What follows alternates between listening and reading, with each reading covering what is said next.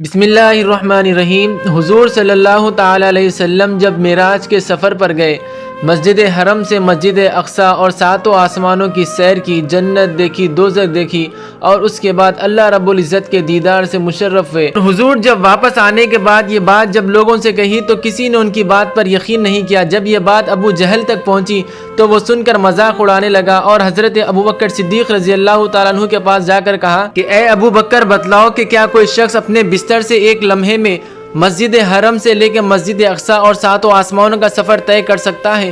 تو حضرت ابوبکر صدیق کہتے ہیں نہیں، یہ تو ناممکن ہے۔ ابو جہل کہتا ہے کہ یہ تو تمہارے نبی نے کہا کہ لیلن من المسجد الحرام الى المسجد الاقصی بارکنا حولہ لنریہ من آیاتنا، ہم کیسے یقین کر لیں؟ حضرت ابوبکر صدیق کے جواب پر قربان جائے وہ کہتے ہیں کہ اگر یہ محمد عربی نے کہا تو میں اس بات پر یقین کرتا ہوں، اتنا ہی نہیں بلکہ اگر اس سے زیادہ بھی نبی نے کہا ہے تو میں اس کا بھی یقین کرتا ہوں۔ ابو جہل کہتا ہے کہ کمال ہے، ابھی تو تم کہہ رہے تھے کہ تم اس بات پر یقین نہیں کرو گے۔